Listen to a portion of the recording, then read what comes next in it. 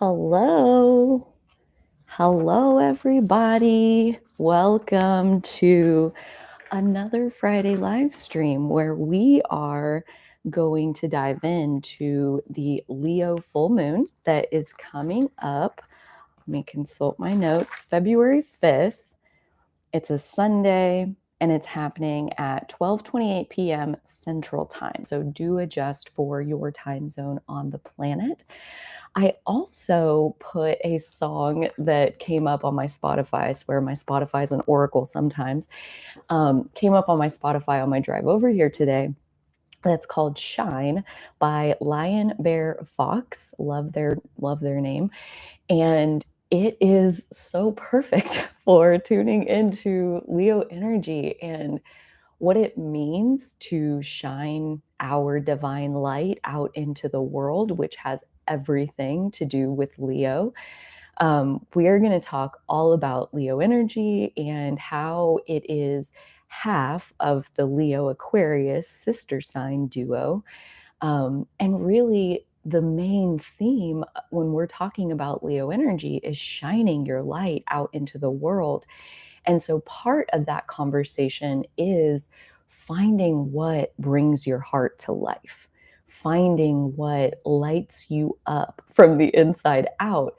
And then the other part of that conversation is talking about the things that may stop you from shining your light. There's lots of things in the category of self doubt or trying to fulfill other people's expectations of you instead of listening to like what your heart truly desires. So there's a lot of ground to cover and I have pages and pages of notes. Leo is one of my favorite zodiac signs. It's also where my moon happens to be. So to talk about the Leo full moon from this Leo moon, I'm very excited to get to share some of these points. And I know, good morning, everybody. Good morning. Good morning. I There's more to share than I'm going to have time for. And so I'm going to do my best to pick out the pieces that feel the most practical, the most applicable, that you can tune into during this upcoming Leo full moon. So, to start off with, I want to give you just a couple of keywords that will really ground us into what is the Leo energy. When we think about the 12 zodiac signs, I tell this story every time I get the chance. We are all 12 of them, is what I believe. So, every time we have a new moon and a full moon, it's not lighting up some random part of the sky that only has to do with a couple people. Every single one of them is bringing us to a new terrain, a new place, a new space within our divine energy, within our divine feminine energy, especially since we're talking about the moon. The moon being full in Leo is where we have an emotional, what is the word that I'm looking for? Like it's interwoven, like our emotions, the core of our emotions are interwoven with us shining our light in the world. And so, what that means is that to find emotional satisfaction when it's a full moon in Leo, especially, we're being guided to shine our light in the world and to find satisfaction from that.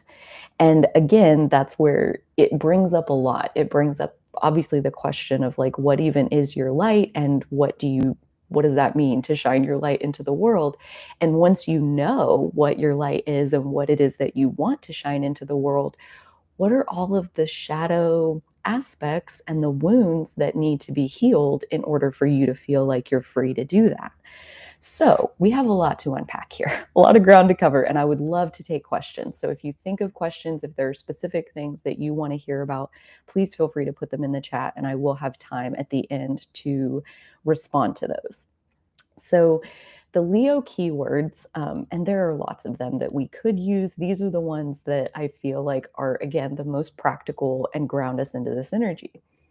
The first, and let me lay one more disclaimer in here, these are the keywords of the highest frequency of Leo. So there would be a whole other set of keywords if we were going to talk about the shadow of Leo, which we totally can if that's something you guys want to hear about. But since we're talking about the full moon and manifesting around this full moon, we want to talk about the highest frequency. Hopefully, that's what we're reaching for.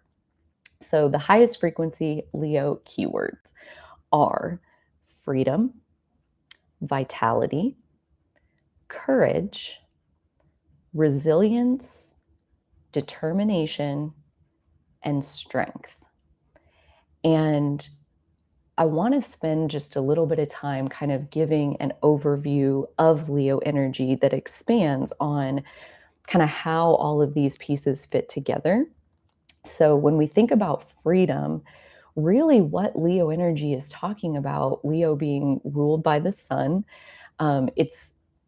it's really the sign that is all about shining the divine light that you came here to shine, much like our inner child is constantly doing, whether we're letting that come out physically or not. Our inner child is always shining its most divine light. And when we were children, a lot of us, not all of us, were much more able to freely demonstrate whatever our authentic self was, whether that's I'm going to sing this song right now, or I'm going to tell you this joke, or I'm going to like do this cartwheel and fall over on my butt. Like you just did it because it was fun, because it came out of you naturally. So Leo is where we embody freedom. And what freedom really means is freedom from second guessing, freedom from having to make it make sense. The opposite sign to Leo is Aquarius. And Aquarius energy is logical, it's detached, it's observing things. It's very removed, where Leo energy is in the middle. Leo is in the middle and it's participating, intensely participating, free to participate. And again, you're free because you're not second guessing yourself. And that's where we'll get into a little bit more later, but like where Leo and Aquarius hook together and the shadows especially hook together. When we're in our Leo shadow, we don't feel free. We feel like our creativity is being constrained or suppressed. And the reason for that is the Aquarius shadow of being dominantly in our conditioning or living out of the place of like, this is who we were taught we should be. This is who our parents said we should be. This is who the church said we should be. This is who your teacher said you should be. You're a girl, so these are the gender roles that apply to you. All of that falls in that range of conditioning, which is the Aquarius shadow that we're here to work out. And the more you're in the Aquarius shadow, the less free you are on the Leo side. So if you're trying to fit in a box that society made for you, you're not demonstrating your natural authenticity, the divine light that you came to shine. Vitality goes hand in hand with freedom, because vitality, especially when we're talking about Leo energy, is built up through expressing your most authentic self. So, same coming off that last conversation, if you're in the Aquarius shadow of living from your conditioning, you're also on the Leo shadow of not expressing your authentic self, and your vitality, your life force energy is literally being suffocated in that process. It leads to a deeper and deeper and deeper depression, which is basically to say you're cut off from your life force energy. So there on one side of Leo is deep depression, deep lack of fulfillment. And on the other side of Leo, the light side of Leo, is every ounce of satisfaction and vitality that we're ever looking for. And it comes from that authentic self-expression. The next keyword for Leo is courage. And so this is the reason that Leo represents courage, is because you are very much always aware when you're in your Leo energy. In the back of your mind, it's so normal. So don't, if this is how yours works, don't feel like, oh, well, it's too hard for me because it works like this. It works like this for everybody. In the back of your mind will always be the social conditioning. That's why Leo and Aquarius are across from each other. It's like we will never like be able to just be in our authentic divine light without also understanding the context, the society, the culture that we're being a part of as we're expressing. The two are inextricably linked. They cannot be pulled apart. So courage means to say what's authentic with or without the support of other people. Maybe they don't like the divine light that you came to shine. And in the Leo side, we have the courage to let them. We have the courage to be disliked. And actually, that is the name of a book. That's the exact title of a book that is very, very good. It's called The Courage to Be Disliked. And obviously, it's meant to be recommended here to you all watching this. So I cannot remember for the life of me who wrote that. And actually, I think I listened to it for free on YouTube. I'm pretty sure is where I listened to it. But that book, The Courage to Be Disliked, it really, really epitomizes the light frequency of Leo. It's like, it's not scary to take your most authentic, most vulnerable heart and put it out there where the world can see it. It takes courage. So if you've ever been around someone who you thought was like the epitome of authentic self-expression, and if you've ever thought, well, they're really good at that, but I'm not, that's kind of missing the point of cultivating that Leo courage of facing the fear of being judged and putting yourself out there anyway. When we're authentic, when we're expressing ourselves, it's not that we're not scared of what other people are going to say. It's this tipping point between the Leo shadow and the Leo light side, where in that Leo shadow, you're being cut off from your life force, you're being cut off from your vitality, and that's painful. And so there becomes a certain tipping point where it hurts worse to stay hidden than it does to come out and potentially be judged. So if being judged is harder than being quiet, then just stay quiet. But eventually, and especially depending on the placements that you have in Leo, and this is very much as a Leo moon where I was coming from, eventually staying quiet hurts worse than being judged. And at that point, you use your courage and you express even though you're scared. And there's actually like a saying and a story called Do It Scared, where I'm going to butcher this story, but the gist of it is that you can be scared and still put one foot in front of the other. That, like, yes, at a certain point, fear does trigger like our fight or flight or freeze response. So it's possible that your fear has you actually physically frozen. But if it doesn't, then there are steps that can be taken, and waiting for fear to subside will lead you into the Leo shadow of not expressing your authentic self. Mostly the way it works in my world anyway, and I would love to hear how it works for you guys. Mostly when I press record or when I get on a live stream or start a Zoom where I'm going to meet with another person, mostly there is some level of anxiety. And over time, the level of anxiety to do with expressing myself has gotten less and less and less as I get positive reactions. But even after years of practice and putting myself out there, it still takes courage to do it every single time. So that's where the Leo full moon, one of the potential manifestations is that we get to see courage. We get to see ourselves being courageous. And how exciting is that?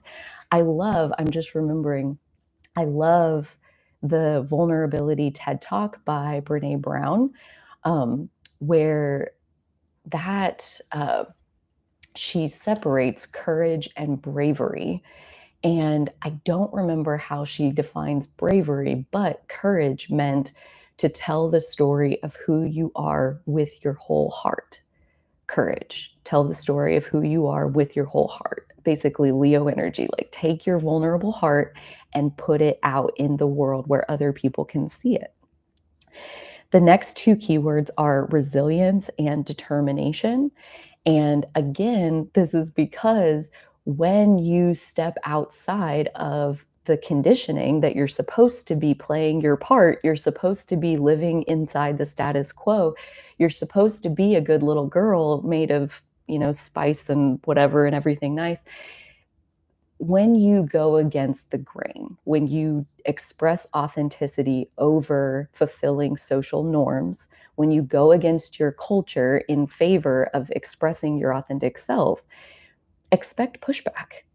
There's a reason that most people are living inside their conditioning. Being authentic is difficult for a lot of reasons. And if you haven't been in a situation where you've been practicing your resilience and your determination, meaning your ability to face adversity and continue going, your ability to meet a challenge and climb on top of it and continue going, like, if you expect that you're gonna express and everyone's gonna love it and there's never gonna be a challenge, the first time you hit a challenge, you might be tempted to think something has gone wrong, and that's not true. In fact, when it comes to Leo energy, the challenge is good. The challenge is helpful because every single time we face that adversity, every single time we express our authenticity, we receive the pushback from the status quo, what it does is it makes you dig deeper. That's the whole point of resilience and determination is how bad do you want it? How bad do you want to have the thing? How bad do you want to be authentic? Are you willing for their pushback or their disapproval to stop you from being your authentic self? If so, then you're more on the Leo shadow side of not really having the resilience to push through those moments. And that's not wrong. It's not, I promise you. There isn't like a some people are born with resilience and some people aren't. Some people have determination and some people don't. It's like, have you been practicing that muscle? Have you been lifting that weight? Have you been exercising that capacity? Because if you haven't, then the first teeny tiny challenge you come to might feel like it's huge and you don't even know if you can get past it. Maybe it feels like I must not be meant to do this because here's this challenge and I guess I'm done now.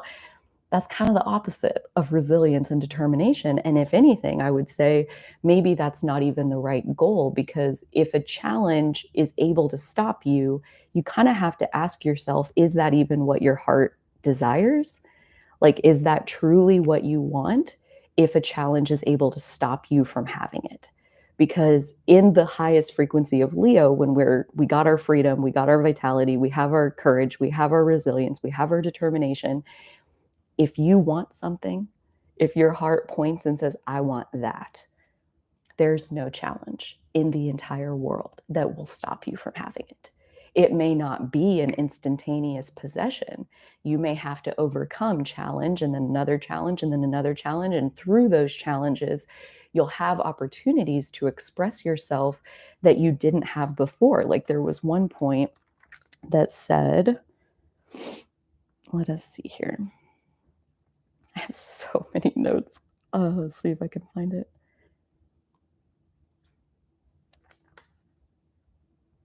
Probably can't.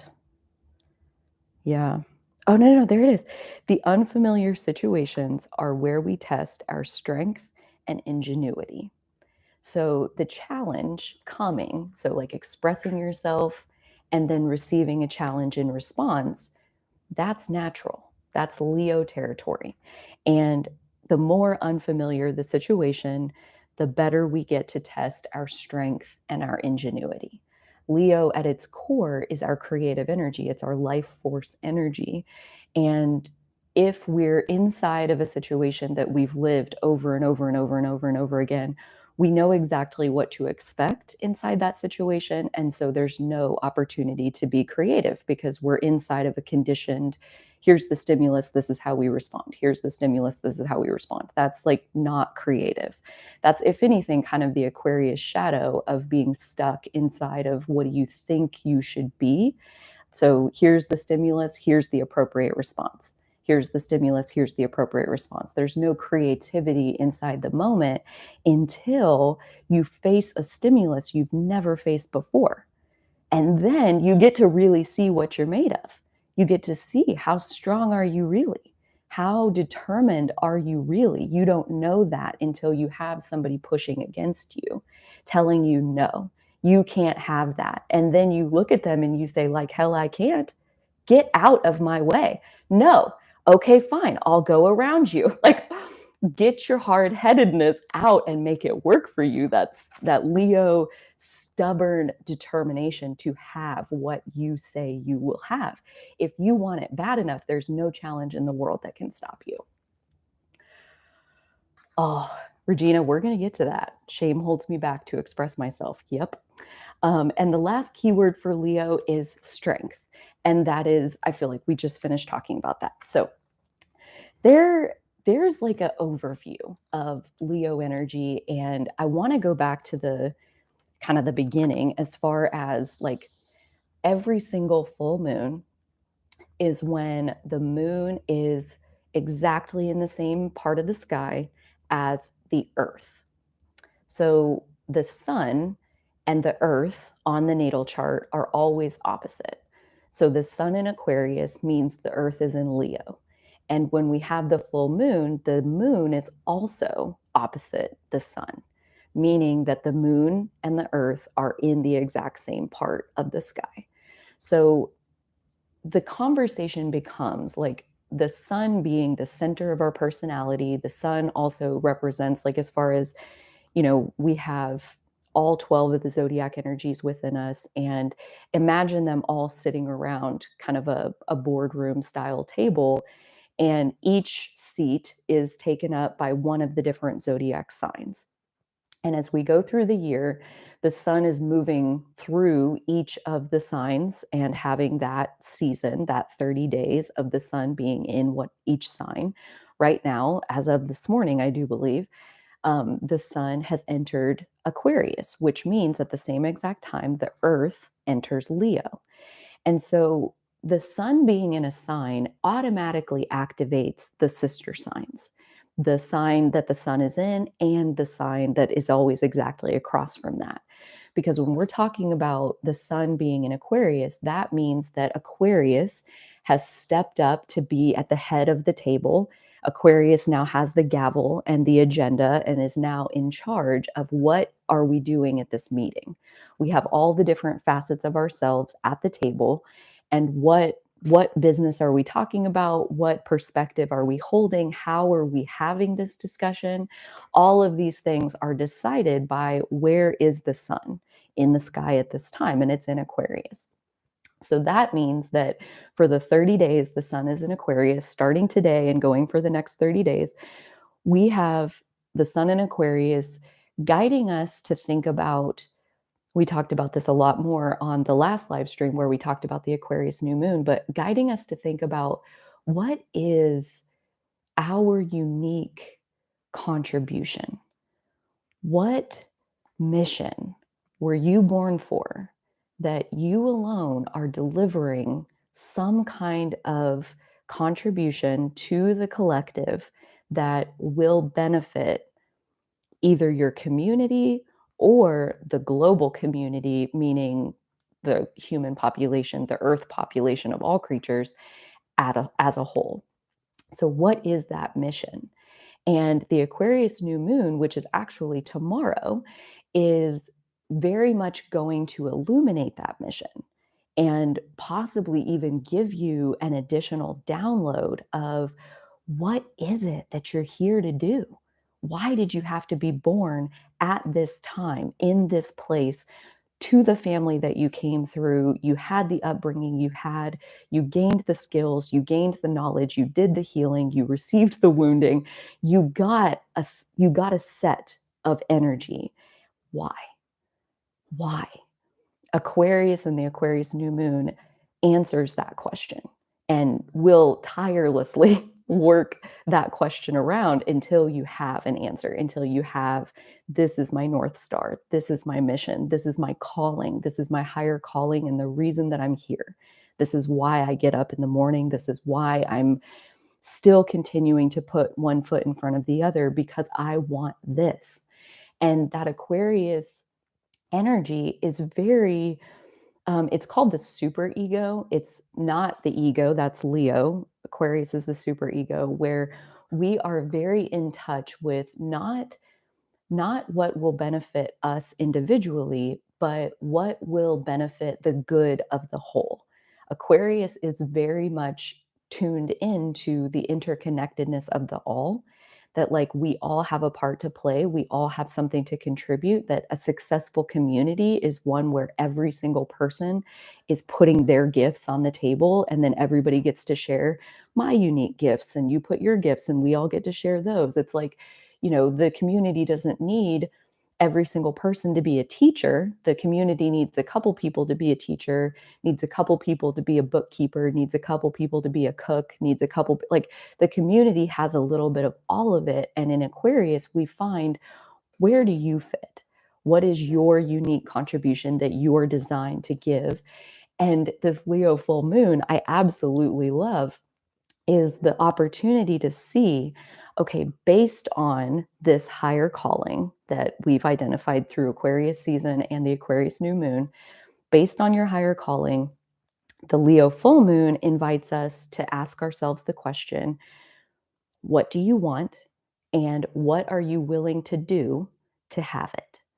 How much do you want it? And to what lengths are you willing to be uncomfortable in order to make it happen? How much courage do you have to face adversity? How much determination do you have to push this higher calling into reality using your creative life force energy that you possess? These are big questions, and there is so much to do with the part that we're going to come back to as far as the shadow side of why is it difficult to express ourselves? Why is it difficult to be our authentic self? And so much of it comes from being risk averse, not being willing to take a chance, not being willing to get it wrong. Like Regina brought up shame. Shame holds me back to express myself. It really does make me want to have kind of a conversation here about making mistakes and how, that there's a big difference between um, Aquarius energy and Leo energy, where Aquarius is a very serious energy. Aquarius's ancient ruler was Saturn, and its modern ruler is Uranus. And both of those are very serious about the highest good of the well being of the all. And that, again, it's a very high stakes kind of perspective. Like, what is your highest calling? It sounds so serious. And then when we talk about like the earth being in Leo, every time the sun is in Aquarius, it's like you find your higher calling, and then how do you actually earth it? How do you actually push it into reality? It requires that we play, it requires that we have fun, it requires that we find the things that light us up, and then we do those. And the thing about like the difference between Aquarius and Leo, it's like in Aquarius energy, we want to have the full picture. We want to have the full story as far as like, my path is I want to, reverse global warming or whatever. And in Aquarius, we want to think about like, how am I going to do that? Like, first I'll do this and then I'll do this. And here's my data to support this part. And you like make this plan of analyzing the logical path to get to your higher calling.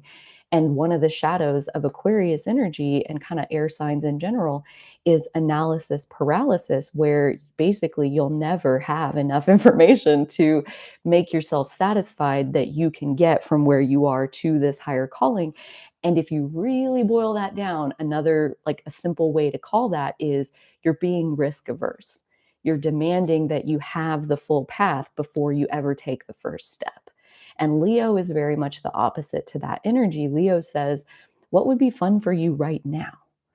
Leo, it doesn't have to be, the 1,000 steps that you're going to take to get there, but like, what would be fun for you right now? Not even what is the most appropriate step to get started on your higher calling, right? Like, that's not the question we're asking. We're asking, what would be the most fun for you right now? That is the only thing that Leo cares about. And in terms of trusting our Leo energy, trusting our authentic energy, trusting our self expression and what feels good in any moment can be really challenging, especially when the shadow of Aquarius, the conditioning that we've received, tells us that to just have fun and play, that's child's play. That's like a thing, like child's play. That's childlike, or it's childish, or it's selfish like a child, or there's all kinds of ways that they teach us that playing as an adult is a waste of your time. And this is one of the things that, is a layer of conditioning that we have to work through if we want to live a life where we are allowing ourselves to express ourselves, that we're willing to let ourselves play. We're willing to let ourselves just do the next fun thing and trust that when you do the next fun thing, then another fun step will reveal itself, and you step onto that one and you do this fun thing, and after you've done that fun thing, then another fun thing reveals itself. And if you follow that path for long enough, your Aquarius higher calling is actually what you're building. But so many of the steps look like play. They don't look like serious work, and so then we don't let ourselves walk the path. We demand to know, how is this step logically, how is this step going to get me to this higher calling? And if I can't figure out how spending 37 hours this week doing a paint by numbers, that isn't going to get me to this higher calling of stopping global warming. So I'm not going to do the paint by numbers. You can't make me have fun because I don't know how the fun is going to get me over here. Tell me how, and then I'll go. Doesn't work like that. Like, that's conditioning. That's letting the status quo of, like, be a hard worker and be a productive member of society. Like, these are like Aquarius shadow type ideas that hold us back from allowing ourselves to have the carefree fun that actually gets us there.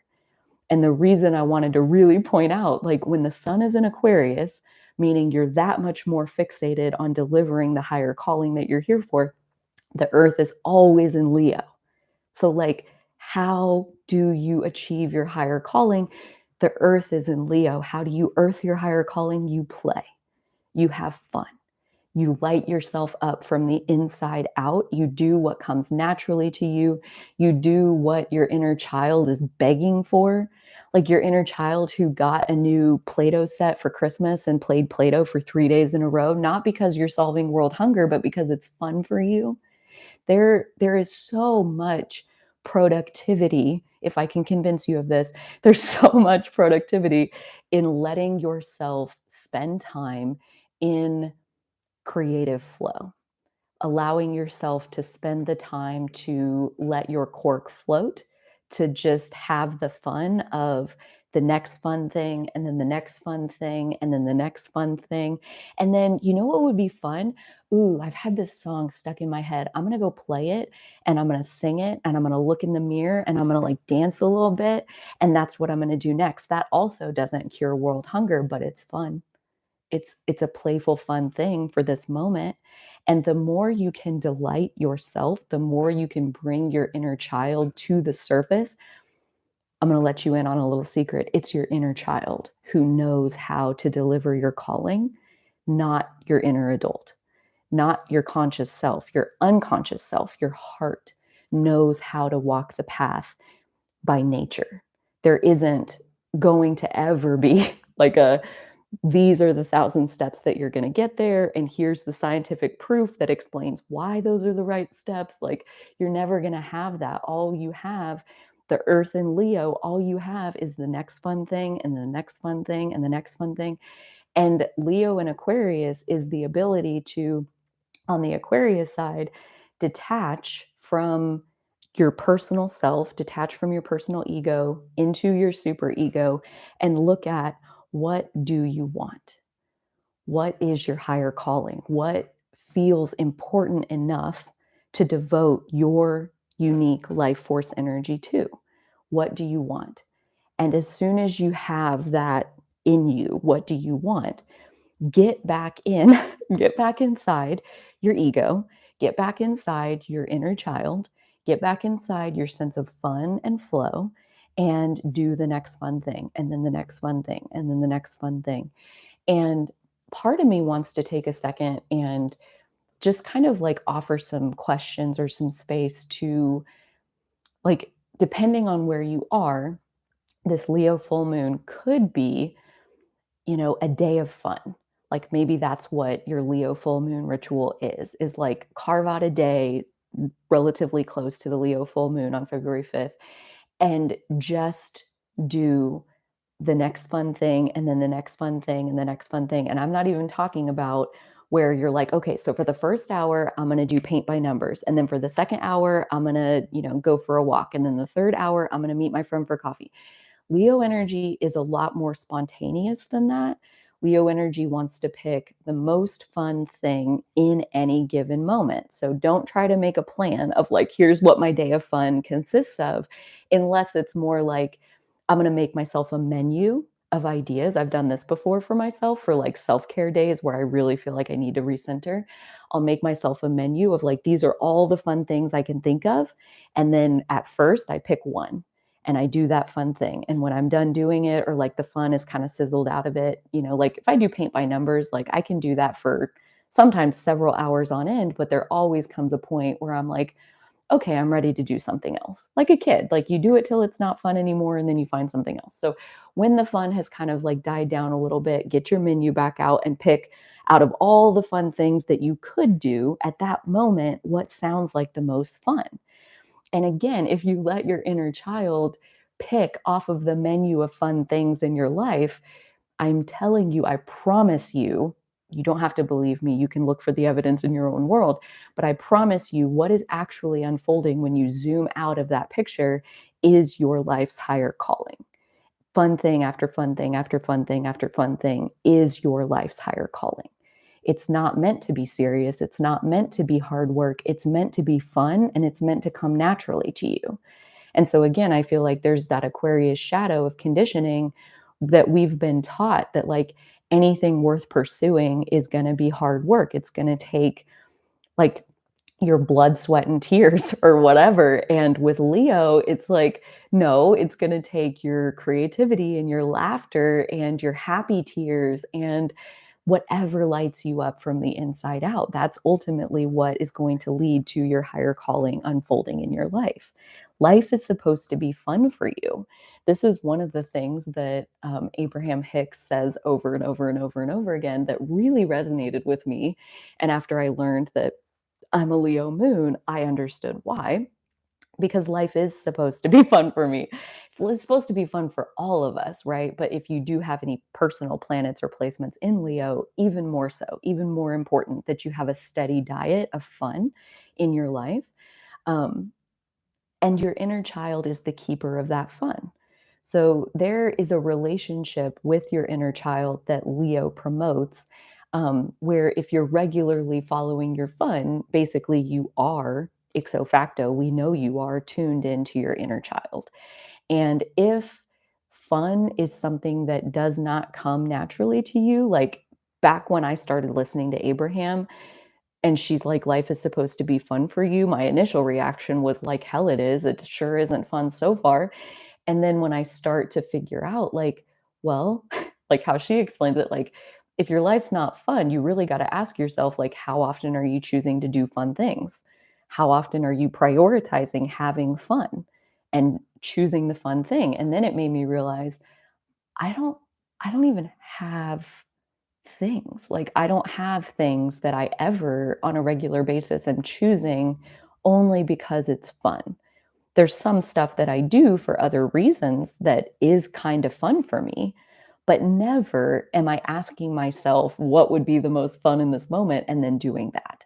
So when I very first started listening to Abraham, my first step into living my life of fun was to even figure out what does fun mean to me personally. And so Abraham also teaches about focus wheels. And so what I did and what I'll recommend to any of you who are wanting to get better acquainted with your fun as part of this Leo full moon is to write in the center of the page, my idea of fun is, and then fill it up. Make yourself a menu of like, what are the fun things? And when you really start thinking about it, I know you'll find stuff. Music is a good one, that almost everyone finds music to be fun, and even beyond that, singing or dancing. I was thinking about it the other day. I was, like, free flow dancing in the shower, and it was, like, really, really doing, like, its own thing, and I was like, "I bet you this is what flying feels like." Like, this has gotta be the closest thing that humans have to flying is dancing, and even better, like, freestyle, like, just letting the music, like air under the bird's wings, like letting the music come into your body and like move your body however it wants. Talk about freedom. Talk about letting your life force energy fill your entire vessel. Freestyle dance. That is like one of the best ways I can recommend. But this focus wheel of, I personally also find focus wheels to be really fun because I like ideation. I like coming up with ideas. That's one of the things that's fun for me. So I tend to do a lot of focus wheels.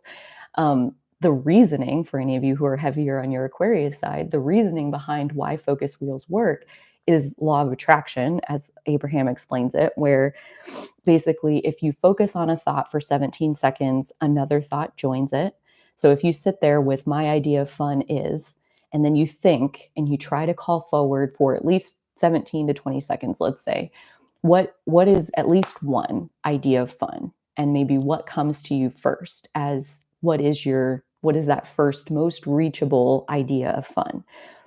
And then you write that down. Writing it down is going to take you at least 5 to 10 seconds. So there's another 5 to 10 seconds of focus. Now we're at like 25 or 30 seconds, and now we have another idea. So the second fun thing has occurred to you. And again, now we're going to write that down for 5 or 10 seconds. And she says that if you spend at least 68 seconds focusing on one particular vibration, one frequency, so in this case, fun, we're calling in fun. We spend 68 seconds focused in fun, and now we have cooperative components outside of ourselves that are magnetized and starting to be pulled in. And those come in the forms of other ideas. They come in the form of memories or anything like that, are manifestations of you have momentum started in this area of fun. So to do a focus wheel of, see if you can come up with 20, 30, 50, 100 things that you think are fun, and then have a day of fun. That's my recommendation of like, get to know your fun and then choose to do those things, not because you have the Aquarius scientific evidence of why, or you can explain law of attraction in 68 seconds of focus. Like, that's not the point. You do it because it feels good. That's where vitality comes from, is doing what feels good, allowing yourself to spend time in that space. Again, not because you're able to defend that choice to anybody, but because it feels good for you. That's where the inner child, the child is not usually asking for permission. The child's like, "Ooh, look at these markers. Ooh, look at this white wall. I'm going to draw a stick man. Ooh, and he's going to have these hairs." And never does it even occur to the child that maybe my drawing won't be good enough. Never does it occur to the child, maybe I should see if everybody else wants me to draw on this wall. The child is locked inside of, this is my next most fun thing. Is, look, these markers, this blank wall, I have a vision of, oh, and he's got this hair and he's got these legs and these shoes, and I'm going to put the shoelaces. I drew that picture on the closet wall of my parents' brand new house when I was like 3 years old. And I got in so much trouble and I couldn't understand why, because the drawing was very good. Like, why wouldn't you want me to do? But anyways, I digress. So life is supposed to be fun for you, and following the path of most fun is not something that happens by accident.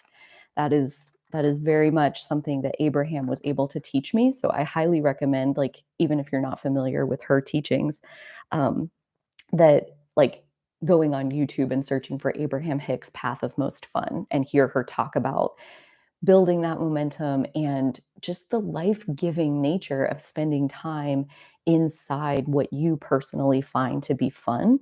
And that's again where this takes courage, because when I tell you some of the things that I wrote on my sheet of fun, probably most people can relate, like music. Music is fun for most people.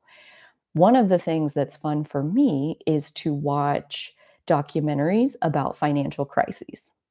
So recessions and depressions and stock market crashes. I find that to be incredibly fun and relaxing, actually. Um, I find it to be very soothing to learn about those things and study those things and think about those things. I also find cult leaders to be fascinating and the psychology of followership. Like these things are incredibly fun for me to think about and to spend time doing. But then, like, I live with Dolly, and her idea of fun is to watch Young Sheldon and like the spin-off of Big Bang Theory where it's like Sheldon as a kid. And I can only watch that for, I don't know, not even 5 minutes before I'm like bored out of my mind. That's not my idea of fun, and vice versa. She does not want to spend time studying psychopaths with me or financial recessions. Like, she does not care. Her idea of fun is very different from my idea of fun. And that can be another place where our conditioning can come in to, like, are you willing to go off by yourself, if that's what it means, to do what's fun for you? Are you willing to step outside of the group and what they're doing or what they say is fun, to take on what you think is fun? Nobody else in the world has to love what you love in order for it to work for you to bring more vitality and more life force energy alive inside of you. Um, and in fact, the more authentic we're being, probably the more weird your definition of fun looks. Like, I'm telling you, one of my most fun things is, okay, so I love to take baths and I love to really like optimize a moment to be as fun and delicious as it possibly can be. I feel like this is where I have Jupiter in Taurus exactly square my moon in Leo. And so Leo and Taurus, when you put them together, it's like I want the most fun, the most yumminess, the most deliciousness, and I want it to be exactly my way. Taurus and Leo, both very good at that. And so I love to think about, like, how can I make this moment a little bit more fun, a little bit more delicious? Like, what could I do? And so, like, let me paint you a picture because I love baths. And for years, I've been taking baths. And then I would start like lighting a bunch of candles like around the bath and like turning the lights off. And it's just candle lit bath time for Carly all by herself. And like maybe play some music. And like that's nice. And sing because that's fun. And then I got to where, okay, then I started like packing a cooler so that I could like bring a few beers into the bathroom and like keep them cold, and then I'll drink those in the bathtub. And then there was like, ooh, what would be even better is if I could have my dinner, like eat some food. So I would like make myself little like charcuterie boards, like little meats and cheeses and olives and pineapple and like whatever I wanted, make like a little snack plate and like put that over here on the corner of the bathtub. And then, yeah, like I'm just kind of like hanging out and drinking my beers and listening to music and singing and like snacking on this. And like I'll spend like 3 or 4 hours in the bath because why not? What else are you doing? Like, oh, the water got cold. That's okay. Empty some out and put some more hot water in and keep in there. Like, stay in there if you really want to. How can you make the fun thing 1% more fun?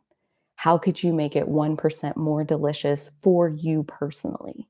And if you think about it, like these kinds of questions and these kinds of tweaks, they force you to know your authentic self.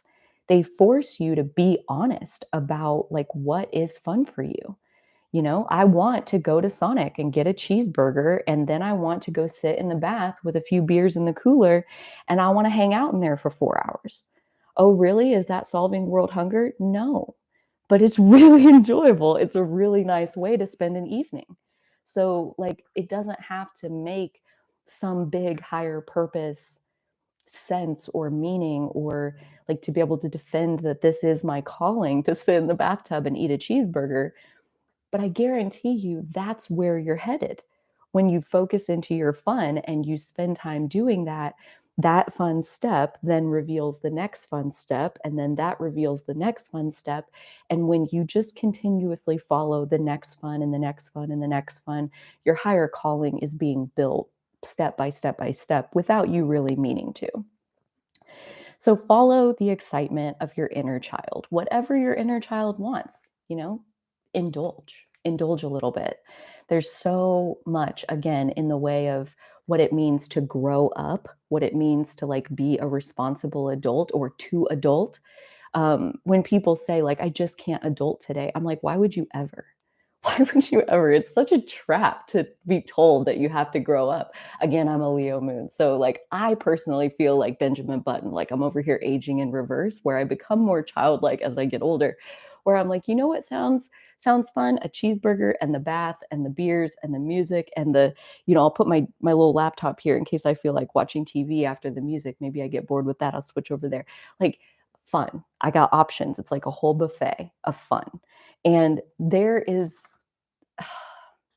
not only is there nothing wrong with orienting yourself like that, it's actually, like we were explaining with the sun in Aquarius, the earth is in Leo. The only way to earth Aquarius light, to earth your higher calling is through Leo, which means follow the excitement of your inner child. And if you don't know what excites your inner child, then this Leo full moon promises a glimpse into what's fun for you. How do you define that? And how do you choose to deliberately spend time there?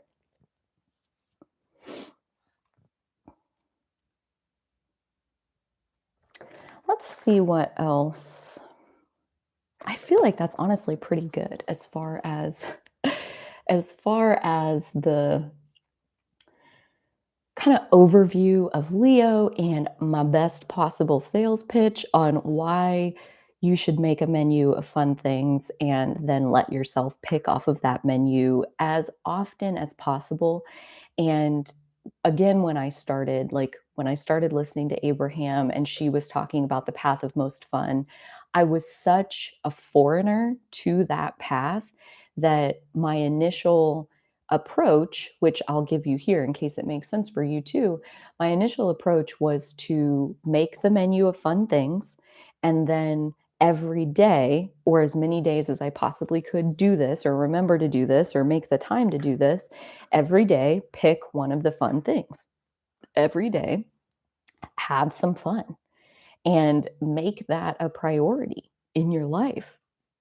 Again, because in the short term, it's going to enhance your vitality. It's going to let you feel more alive in the short term. In the long term, what's actually unfolding is your higher calling. That, like, the things that you're doing just for fun, those actually turn out to be your mission on this planet. So that's definitely, I think, uh, I don't know.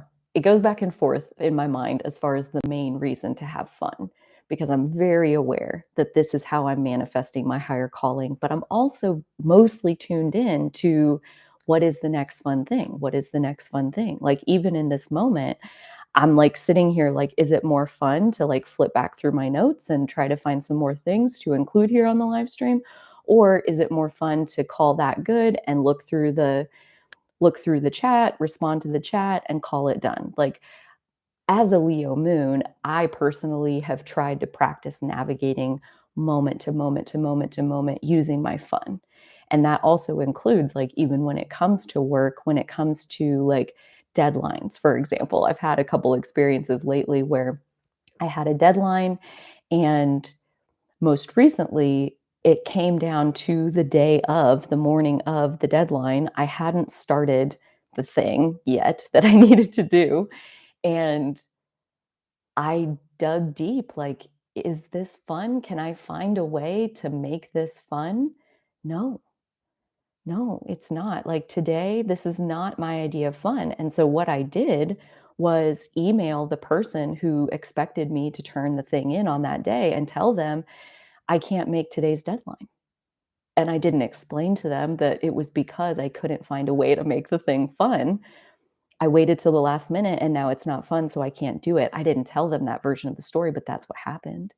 That's what happened, is that this is not fun today.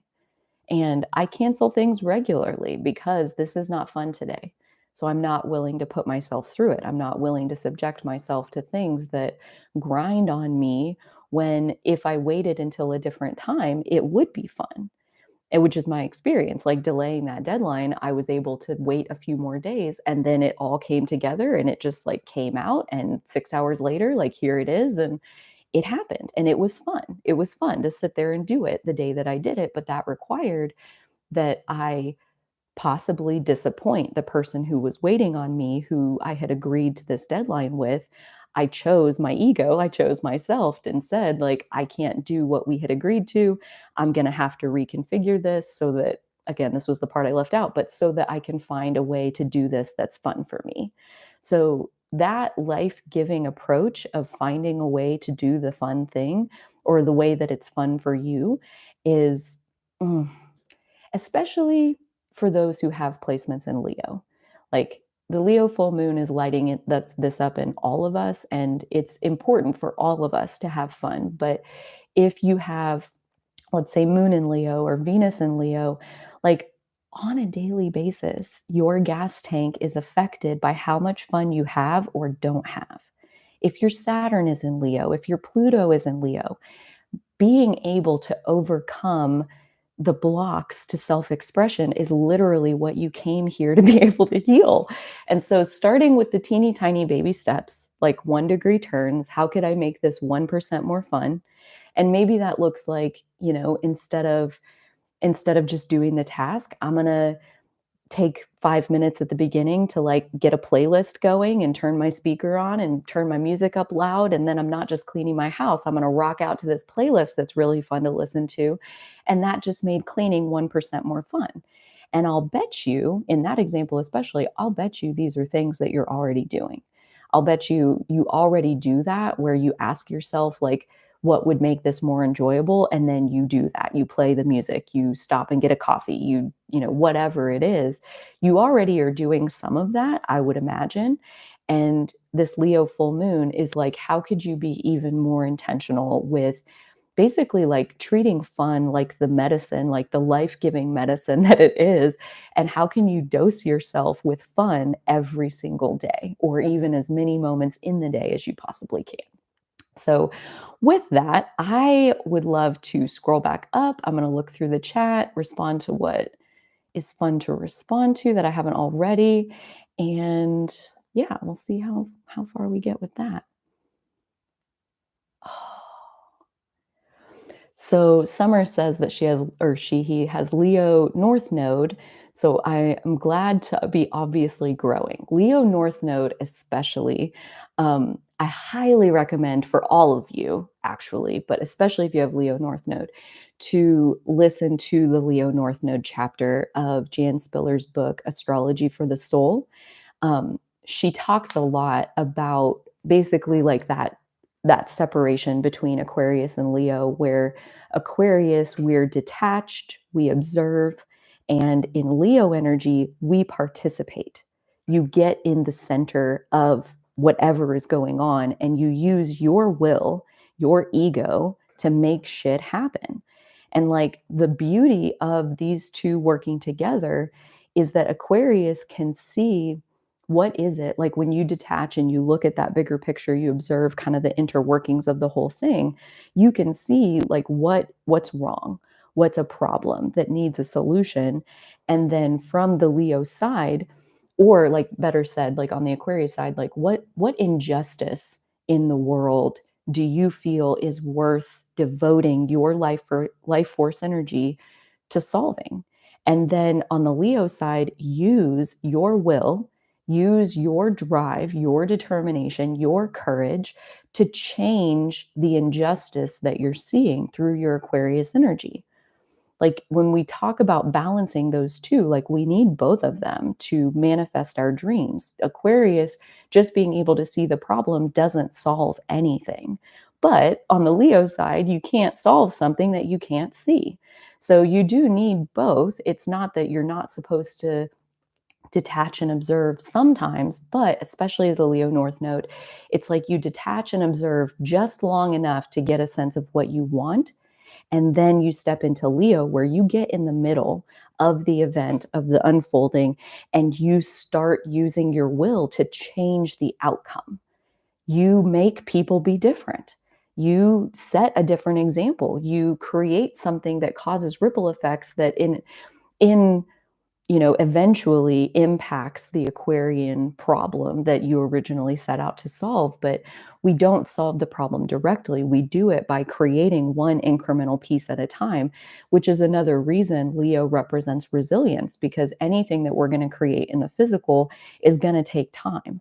It's going to be incremental in its unfolding. And so, again, if you lack resilience, if you lack stick with itness, I would honestly have to ask, like, how bad do you really want it? Because if you think it's a big enough problem to have to solve it, then, like, what else are you doing with your life other than, like, trying, trying, trying, trying, trying, trying, trying? This is Leo. Create, create, create, create, create. In this moment, what's fun? In this moment, what do I want to create? In this moment, what do I want to create? Like, there's a lot of output that happens in order to solve a big Aquarian issue.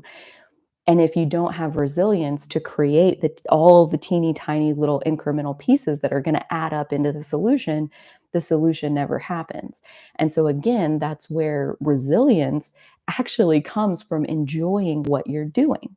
Resilience comes from having fun along the way and having fun in the process. Like these live streams are a perfect example. I've done like 50 of them, and that's not because, well, some part of it is because I do like to educate, I like to share, I like to help other people think through things possibly differently than they were before.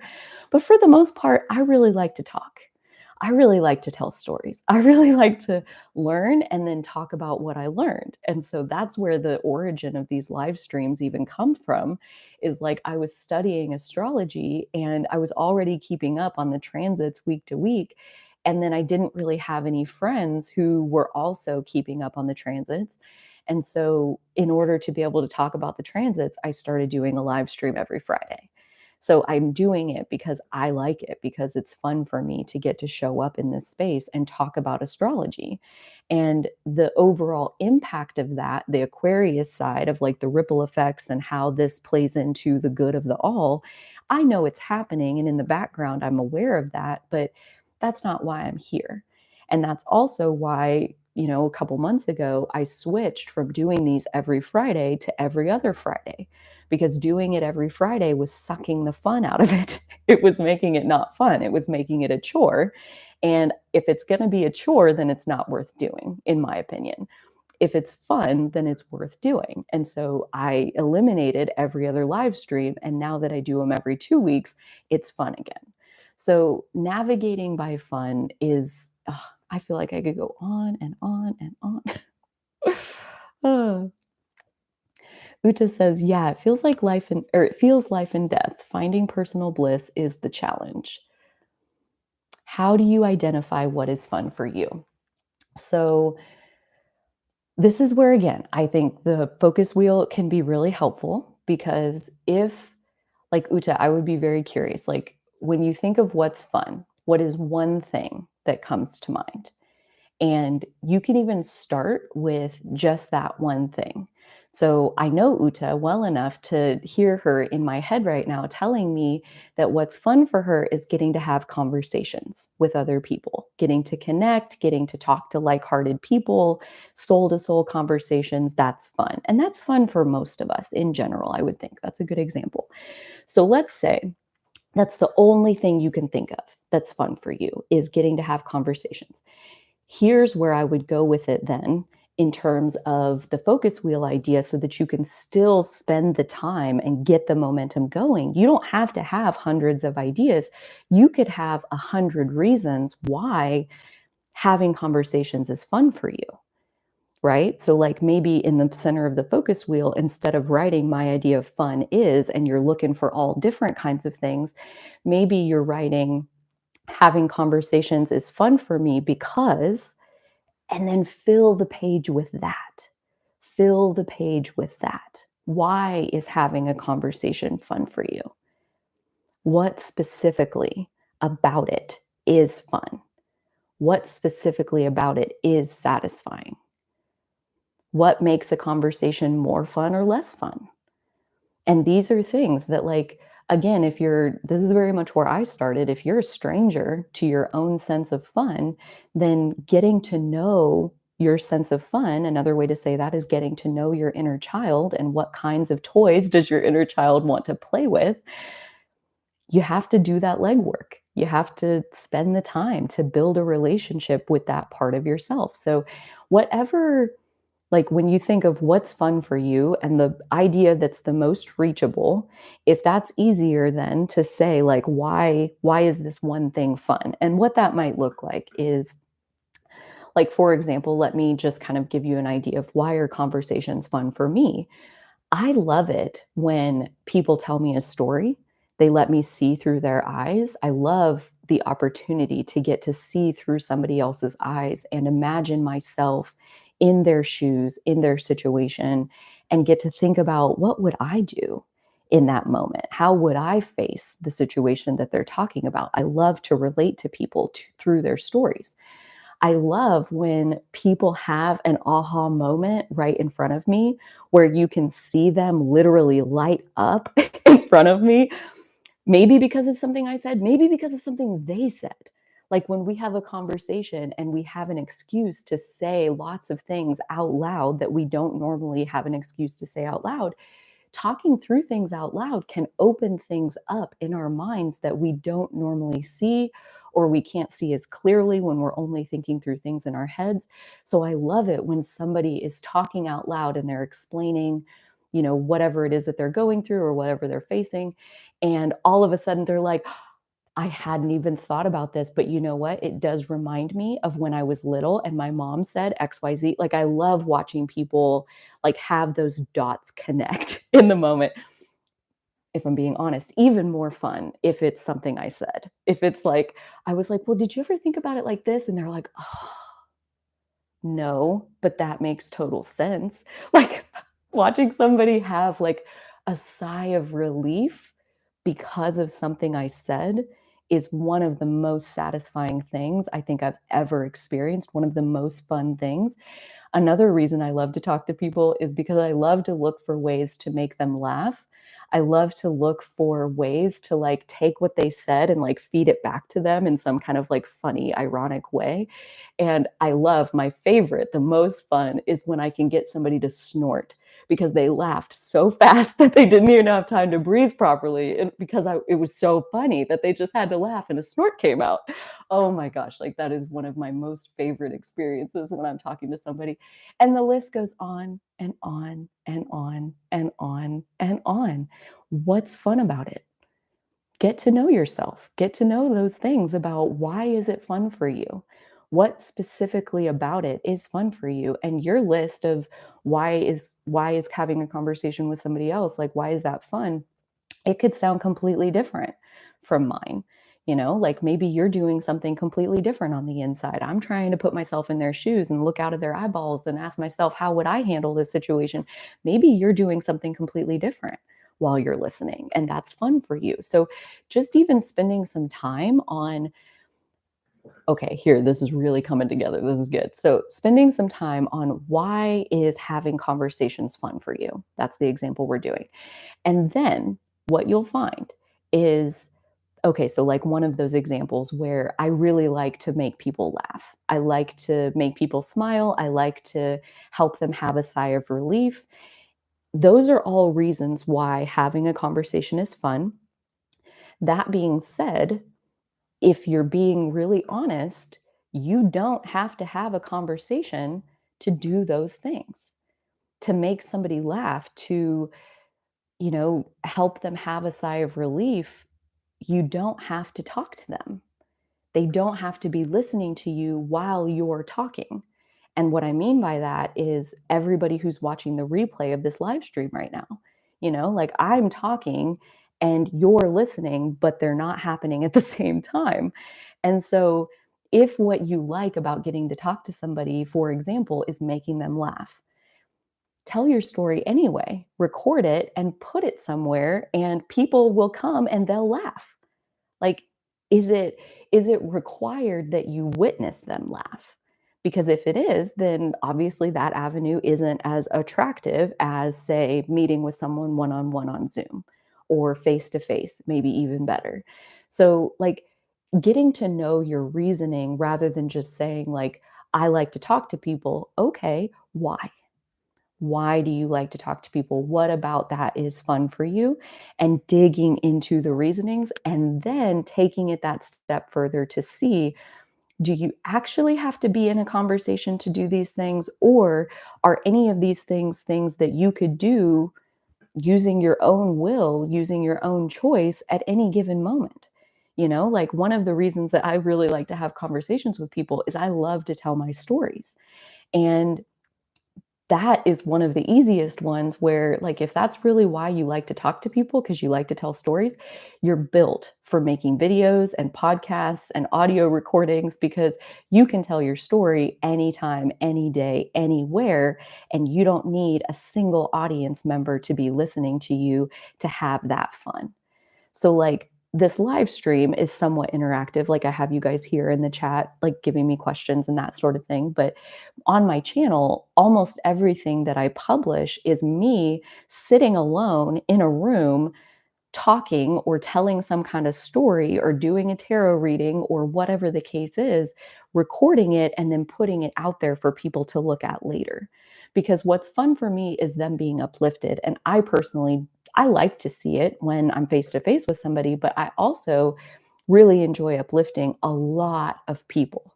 Like, there was one video I did that now has like 32,000 views on it and like 1,000 thumbs up and like 1,000 comments and like so many people that felt a positive energy shift because of that video. And like, that's something that a one-on-one conversation is just never going to be able to give you. You can't have a one-on-one conversation with 30,000 people. So there is lots of ways to acquaint yourself with what is fun about whatever idea you can come up with, and then look at, how could I take just this one little piece of, like, I like to tell stories and enact that in my own life 1% more frequently? Do you really need a conversation to be able to have this fun? Maybe, maybe not. And so, all of the exploration that you can do to identify and acquaint yourself with your own fun, starting with what you already know, the more momentum you build on studying the fun that you already know how to have, it'll help you realize in real time when you're having fun. So, like, back to Uta's question, how do you identify what is fun for you? First, you start with what you already know as far as what's fun. And so, having conversations, listening to music, singing, like whatever that list includes. And then going forward, you might find yourself in a situation where you're taking notes and listening to an astrology video, and you're like, gosh, it's so fun to learn. It's so fun to, like, hear this idea and like write it down. And I love writing things with my own hand. It's so fun to get to use a pen and write words on a page. This is my definition of fun, one of them.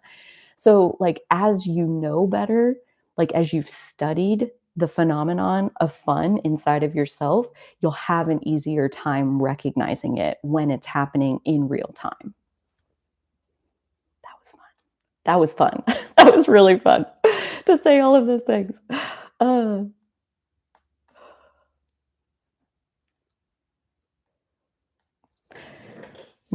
so Uta adds, my understanding is that just doing passive things, i.e., viewing multiple things on YouTube, even if interesting and informative, is not going to bring one to flow and fulfillment. So that's a really good point, that, like, it really, if we're talking about having fun, watching things on YouTube, consuming things, I think what you're describing there is the difference between being a consumer and being a creator. So if you're consuming things, that can be fun, but you're exactly right. That's not where fulfillment comes from. And fun actually is not the same thing as fulfillment. And so when we're talking about fulfillment, we're also, another word for that is satisfaction. So feeling satisfied with yourself and with what it is that you're doing with your life. Satisfaction is also a very Leo based word because satisfaction comes from being in the creator space. So, satisfaction is a formula. And in order to get to satisfaction, AKA fulfillment, you have to Start by defining an intention. So you start by saying, this is what I want. This is where I'm going. This is what I will have. And then you live that, and that equals satisfaction. That's it. That's all you have to do is have an intention, make it happen, be the creator, and then you're satisfied. So a deep lack of fulfillment or feeling passive, that's describing that consumer state. And fulfillment doesn't come from that because fulfillment comes from creating your intention in the world. And so as a consumer, you haven't set an intention and you haven't created anything from that. So being a consumer might be fun. And especially if you've got heavy Taurus energy, consuming can be really fun. Having a cheeseburger, listening to music, like drinking the beers, sitting in the bathtub, splashing around, like you're consuming in that moment. And being a creator where maybe well, and even in that moment, like my intention is to relax. My intention is to clear my head and clear my energy field. And then as the creator, I decide to have a bath. I decide to light the candles. I decide to get the cooler together and put the beers in it. I decide to go to Sonic and get the cheeseburger and have that. Like I decide, I create my moment to accomplish my intention. So I think that's the difference between the passive and the active. And I would love to hear more if you feel like sharing. Um, but yeah, there's a recipe for satisfaction, and it has to start with setting the intention of what do you intend to create, and then creating it, and then satisfaction is the outcome of that.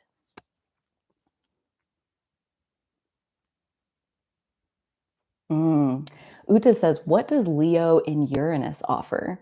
So if you have Uranus in Leo, Uranus represents our divine individuality. And actually, Fola, I have maybe you could put this in the description box. There's a Uranus planetary overview that talks about Uranus being our energy of finding our own unique path to individuality. So to have Uranus in Leo, Uta, means that your self expression is going to be highly unique. And that, what it probably translates to, if I had to guess, is even more layers of conditioning to work through because when you express, it is so unique. It's unlike anyone has ever seen before. And people respond based on the status quo. So, like, if you're expressing something that is unique, never been seen before, and your audience is like, no, that's not right, because this is what the reality of it is. And you're over here like, no, I mean, I'm just expressing what comes naturally to me. There's bound to be that adversity. There's that pushing against of like, you're not allowed to be that. And Uranus in any of the fire signs, like you're bound to break a mold in order to really embody your individuality.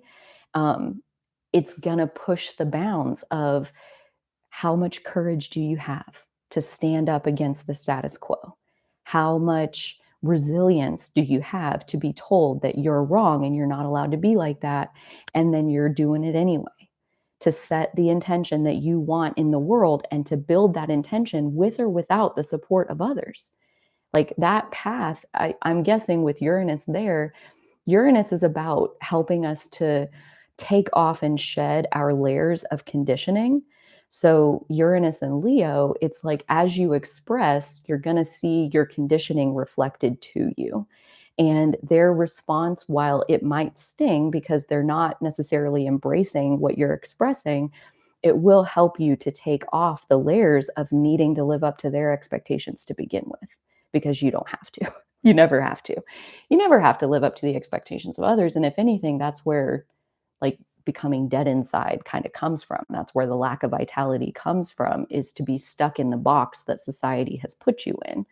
And so Uranus in Leo is like, in order to find your individuality, like, again, your version of fun is probably even more unique than you can even imagine right now. Like, I'll bet when you dig into your version of fun, it's it's unlike anybody else that's ever existed before. When you dig into your unique self expression, it's unlike anything that's ever existed before. So there is no recipe. There is nobody out there who can tell you, do this and then do this and then do this. Your inner child has those steps. The sense of fun and excitement and playfulness, those have those steps. So to be able to grant yourself that freedom, Uranus also really represents freedom, the freedom to be our true individual self. That takes a lot of courage, takes a lot of resilience, takes a lot of determination, and all of those things get so much easier the more fun you're having in your process. It's like the first couple times that I did these live streams, like there was like one person in attendance, and even now it's not a huge audience or by any means, but it's like, are you doing it because you want a reaction from people? Or are you doing it because it's fun for you? And if you're doing it for the reaction, especially with Uranus and Leo, I would imagine the obstacles will be insurmountable because the reaction is not going to be conducive to helping you to continue on that journey. You continuing on the journey is going to come from that inner resilience of knowing that this is who I was born to be.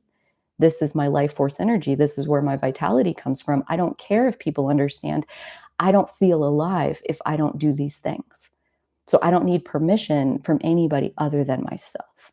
So Uranus in Leo, Pluto in Leo, Saturn in Leo, those are tricky placements that no doubt have lots and lots and lots of layers of healing that, yes, the task is to express yourself. And as you take baby steps in that direction, it's going to have you healing the Aquarius shadows of letting down society or having to go against culture.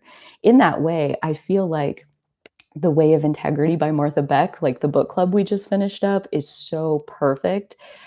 If you're ever struggling in this space of not feeling able to express your individuality or express your authenticity because you feel like it goes against what your culture wants from you, The Way of Integrity is a whole book about how to overcome the limitations of culture and to live more from who you really are, to live in integrity with your most authentic self. Um, yeah, so good. Leo Sun, Moon, Mars, Mercury, midheaven in the 10th. Holy crap. And I'm ready to get creative again. It's been a while with Saturn squaring me, no doubt.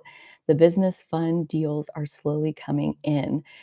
Well, and like with all of that Leo energy, like at the top of your chart, especially in the 10th house, like that's what you're here to be known for, is like your individual self expression. And that probably you're right that like your vocation with your midheaven involved, your vocation, the work you're here to do, the career you're here to have has something to do with your authenticity being expressed. And now that's not to say the exact recipe for that, like, oh, you're an artist, you have to be a painter or something like that. It could be radio talk show host, it could be video editor, it could be any kind of setting an intention and creating that in the world, and then setting another intention and then creating that in the world, and then setting another intention and then creating that in the world. And the authenticity comes in this part of what intention do you set? And that intention can also be informed by detaching on the Aquarius side, detaching from your ego, looking at the world as a whole, looking at the problems that it has, and answering what problem is worth me dedicating my life force energy to solving. What problem do I want to aim myself at? What problem do I want to go and get in the middle of and see if I can make a better outcome than what's going on there right now? Maybe you can, maybe you can't.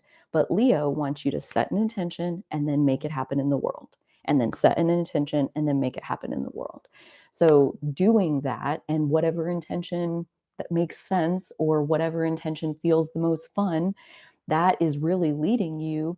And possibly even with a Leo midheaven, you're something of an example of what it looks like to live from that creative space, to live from like that, like orienting yourself to creativity and to your life force energy and to fun and helping to teach others how to do that as well.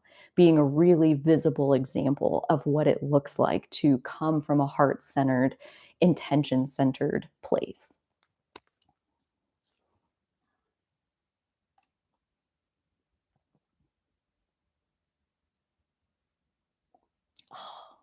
You all are so welcome. I have had so much fun doing this live stream and listening to the Leo North Node chapter in the Astrology for the Soul book this morning by Jan Spiller. The other one that I listened to, if you have Audible, let me find the name of it. I do believe it's a free Audible book if you have like an Audible subscription where you get a free credit every month. It's called Self Care by the Signs by Valerie Tejeda. Last name is Tejeda. And it goes through chapter by chapter. And the self care for Leo energy is to express yourself. And so she has 10 minutes of talking about like the inner workings of why we do that, how to follow your fun, all of that. So that's another good resource if you're interested. Self Care by the Signs. Um, and don't forget to listen to the song that I put in the description box. It's called Shine by Lion Bear Fox. And it is so good. It's so good for tuning into our Leo energy and overcoming the shame of having to be right. It's not about being right or wrong. It's not about having to be like everyone expects you to be. Like maybe you do look different at first, but that's not better or worse. We're here to shine, is essentially the lyrics of the song. So I do hope you'll check that out and enjoy that this Leo season. If you liked this video, please give it a thumbs up. That always pushes it out into YouTube land and helps more people find it. This coming Tuesday is our fourth Tuesday Sacred Circle. That is a Zoom event that I host once a month. If you're interested in growing your community and having kind of just a spiritual conversation in a safe space with other spiritual beings, that's essentially what we do there for a couple hours on the fourth Tuesday of every month. So that is available in my Patreon. Patreon is set at pay what feels good. And then you get charged every month. And every month you can come to the Sacred Circle. Those are recorded if you can't make it, but the recording is only shared with those on the Patreon. So again, to keep it as safe a space as it possibly can be. And then also, I do have a new program starting on February 4th that is an introduction to the Gene Keys. So, Gene Keys is another tool for self awareness that is based on human design being based on astrology and a couple other things. So, the Gene Keys chart you can pull for free, and the place to do that is on my website. Well, you don't pull it on my website, but you can find the link of where to pull your Gene Keys chart for free on the website on my page that goes into the program information for this new Gene Keys program. It's 3 parts. Yes, there's the link to that. So it's a 3-part journey. First, we're going to look at the activation sequence, then the Venus sequence, then the Pearl sequence. And we're going to break down each of the different pieces to those sequences as we go. They'll happen the first Saturday of February, March, and April. You don't have to attend in order to sign up for that. You'll get the recordings to those sessions, no matter if you're there or not, as long as you're signed up. The recordings will only be shared with those who sign up for the program. I do believe those are all my housekeeping tips. Thank you so much for Fola for moderating this session. Again, give this video a thumbs up if you liked it. I would love to hear from you down below. Subscribe so you never miss a video I upload, and I will be back 2 weeks from today with the next live stream. Until then, I hope you take such good care of yourself, and so will I. Okay, bye everybody.